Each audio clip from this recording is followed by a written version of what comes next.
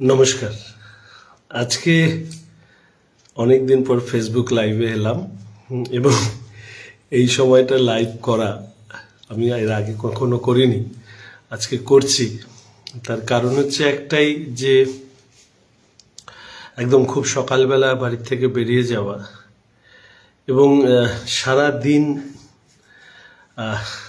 Political campaign meeting করে প্রায় রাত্রি 1টার দিকে বাড়ি ফেরা এবং তারপরে স্নান করে খাওয়া দাওয়া করা এবং আবার ভোরবেলায় বেরিয়ে যাওয়া। এবারের বিধানসভা নির্বাচনে আমার সব থেকে বড় প্রাপ্তি, সেই প্রাপ্তিটুকুই আমি শুধু আপনাদের সাথে ভাগ করে নেব। প্রথমত ধন্যবাদ শিলিগুড়ির সমস্ত নাগরিকদের, যাদের আশীর্বাদ, ভালোবাসা, শুভেচ্ছায় আমি আজকে এই জায়গায় পৌঁছেছি। তার জন্য তাদের অবশ্যই ধন্যবাদ প্রাপ্ত এবং শিলিগুড়ির মানুষের কাছে আমি ঋণী। আজকে উত্তরবঙ্গের হয়ে আওয়াজ তোলা থেকে শুরু করে পশ্চিমবঙ্গের বিভিন্ন ক্ষেত্রে বিধানসভার ভেতরে এবং বাইরে যা কিছু করেছি সেটা আপনাদের আশীর্বাদ এবং ভালোবাসার জন্য। অনেকেই আমাকে প্রত্যাশা করেছিলেন যে আমি প্রত্যেকটি জায়গায় পৌঁছবো। আমি চেষ্টা করেছি প্রত্যেকের কাছে পৌঁছানোর, কিন্তু তারপরেও যেখানে যেতে পারিনি তার জন্য আমি হাত জোর করে ক্ষমা চেয়ে নিচ্ছি। যে মানুষের প্রত্যাশা আমি দেখলাম, এটা অভূতপূর্ব। প্রায় প্রত্যেকেই ফোন করে আমাকে বলেছেন যে শঙ্করদা তুমি আমাদের পাড়ায় এসো বা আমাদের রাস্তায় এসো। আমি চেষ্টা করেছি সবার কাছে পৌঁছানোর, কিন্তু সম্ভব হয়নি। এবং সেক্ষেত্রে অবশ্যই বলবো যে আপনারা জানেন যে আমি একটি কারণে ধর্নায় বসেছিলাম এবং প্রায় 5 দিন আমি কোনো রাজনৈতিক কর্মসূচি, নির্বাচনী প্রচার করিনি। যে মেয়েটি আত্মঘাতী হয় অভিযুক্তর গ্রেপ্তারের দাবিতে 5 দিন পর বন্ধ ডাকার পরে যখন গ্রেপ্তার হলো, সেই সময় ধর্নার থেকে উঠি। অনেকে বলছে যে শঙ্কর, তোমাকে ধর্নায় বসিয়ে রেখে ক্যাম্পেনিং না করানোর একটা পরিকল্পনা ছিল, কিন্তু বন্ধ ডাকার কারণে হয়তো সেখান থেকে সরে আসে এবং ফলে গ্রেপ্তারটা হয় এবং সেই কারণে সব জায়গায় পৌঁছতে পারিনি। সবাইকে ক্ষমা চেয়ে নিচ্ছি।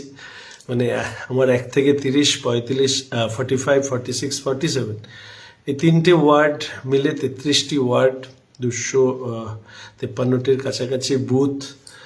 প্রত্যেকের কাছে যেতে পারলে খুশি হতাম, কিন্তু সেটা সম্ভব হয়নি। আগামীকাল 5টার মধ্যে নির্বাচনী প্রচার শেষ হবে, ফলে নির্বাচনী প্রচার শেষ হওয়ার আগে রাত্রেবেলা বাড়িতে জাস্ট স্নান করে খেয়ে আপনাদের সামনে এই লাইভটুকু করা। ক্ষমা করে দেবেন আমাকে হয়তো সব জায়গায় পৌঁছতে না পারার জন্য, but I tried my best to reach everyone, everybody, every corner. Thank you. আরেকটি বিষয় হচ্ছে যে ঠিকই যেটা বলেছিলাম যে প্রাপ্তি, আমি গত 5 বছর এমএলএ ছিলাম, মানে এখনো আছি আর কি। নির্বাচনের পর আবার নতুন সরকার তৈরি হবে, সেখানেও থাকবো। ঘটনাচক্রে বিরোধী দলের এমএলএ হয়ে বিধানসভার অভ্যন্তরে যে ভালোবাসা পেয়েছি সেটা আনপ্রেসিডেন্টেড। মানে অবাক হয়ে লক্ষ্য করলাম মানুষ কতখানি ভালোবাসেন এবং সব থেকে মনে হয় আমার মানুষের সাথে কানেক্ট হওয়াটা, আমার যে সাধারণভাবে যে মানুষের মধ্যে থাকা, তার ফলে একটা জিনিস সামনে এসছে, ফিল করতাম এবং আজকে আই ফিল প্রাউড যে একজন দামি গাড়ির চড়ে যাওয়া মালিক, তিনিও আমাকে শঙ্করদা বলে নির্দ্বিধায় ডাকেন। তার গাড়ির চালকও শঙ্করদা বলে ডাকেন। সাফাই কর্মচারী, টোটো ড্রাইভার, রিক্সাওয়ালা, ভ্যানওয়ালা, মুটে মজদুর থেকে শুরু করে যারা সাধারণ রাস্তার ধারে ব্যবসা করেন, ছোট দোকান করেন, তাদের কাছ থেকেও একই ভালোবাসা পেয়েছি। ফলে সমাজের একেবারে উপরের স্তর থেকে সমাজের নিচের স্তর অবধি প্রত্যেকের এই ভালোবাসার একটা বড় কারণ, সেটা হচ্ছে জীবনে কখনো নিজেকে নেতা ভাবিনি, ভেবেছি মানুষের বন্ধু, কাজ করেছি, ভালো ভাবে চেষ্টা করেছি, অনেক ক্ষেত্রে পেরেছি, অনেক ক্ষেত্রে পারিনি, কিন্তু এরকম কখনো হয়নি যে মানুষের দ্বারা উচ্চারিত কোনো শব্দকে আমি অসম্মান করেছি। ফলে মানুষের জন্য কাজ করতে গিয়ে যে 5 বছর ধারাবাহিকতা ছিল, হয়তো তার কারণেই রাস্তাঘাটে যেভাবে মানুষ আমাকে ভালোবাসা দিয়েছেন, I really grateful to all of you. এবং আমি আশা রাখবো যে ভবিষ্যতেও আমি যেন আপনাদের আশীর্বাদ ভালোবাসাতে এরকমভাবেই থাকতে পারি। আমি শুধু এই অনুভূতিটুকু আপনাদের কাছে শেয়ার করার জন্য এখন লাইভে এলাম। আগামীকাল 5টার আগে হয়তো আরেকটি আমি ফেসবুক লাইভ করব। আর আমার লাইভ নিয়ে অনেকে পছন্দ করেন, বিরোধীরা আমার লাইভ নিয়ে মাঝে মাঝে তির্যক উক্তি করেন, কিন্তু সামাজিক মাধ্যমের মধ্যে দিয়ে মানুষের সাথে যোগাযোগ রক্ষা যে কাজটা, সেটা ভালোভাবে করা যায় এবং তার একটা সুফল আছে, সেটা আমি বুঝতে পেরেছি। এবং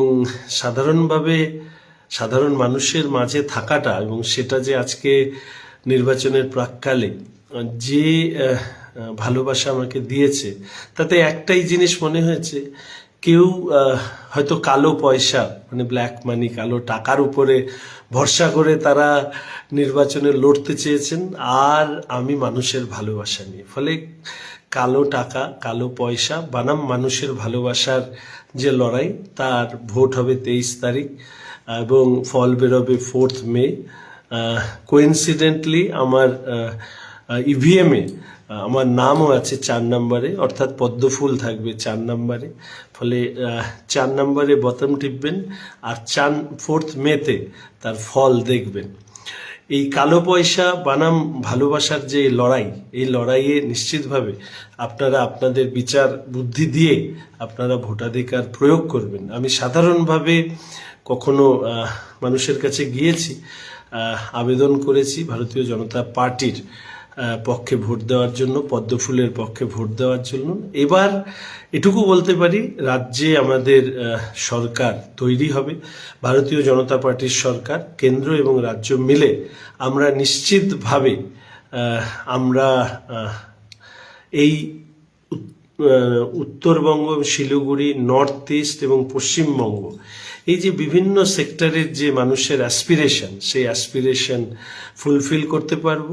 শিলিগুড়ি শহরের মানুষের যে বেসিক অ্যামিনিটিসগুলো আছে, সেগুলোকে পূর্ণ মর্যাদা দিয়ে আগামী 5 বছর কাজ করে তাদের প্রত্যাশা পূরণের চেষ্টা করব। এইমস সহ, আইআইটি সহ, IMA, Indian institute of management থেকে শুরু করে cancer hospital, sports university, fashion technology সহ সাধারণভাবে যারা আর্থিকভাবে পিছিয়ে পড়া মানুষ, তাদের প্রত্যেকের যে ভালোবাসা, সেই ভালোবাসার মূল্য দেওয়ার চেষ্টা করব ভারতীয় জনতা পার্টির নতুন সরকার আসবার পর থেকেই।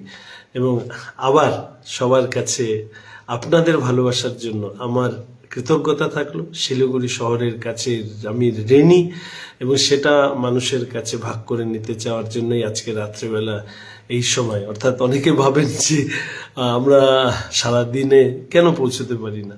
ওই যে বললাম, সকাল 6:30টায় মর্নিং ওয়াকারদের সাথে দেখা করা থেকে রাত্রি 12টা-1টা অবধি পৌঁছতে মানুষের কাছে, মানে এর একটা আলাদা এনার্জি বুস্টার হচ্ছে মানুষের ভালোবাসা। সেই ভালোবাসা পেয়েছি বলে গত কয়েকদিন ধরে পরিশ্রম করেছি আপনাদের ভালোবাসা নিয়ে। আশা রাখি 23 তারিখ ভোটাধিকার প্রয়োগ করবার সময় আপনাদের বন্ধু, কারো ভাই, কারো দাদা, কারো স্নেহের শঙ্কর হিসাবে আপনাদের ভালোবাসা পাবো, এই বিশ্বাস করি।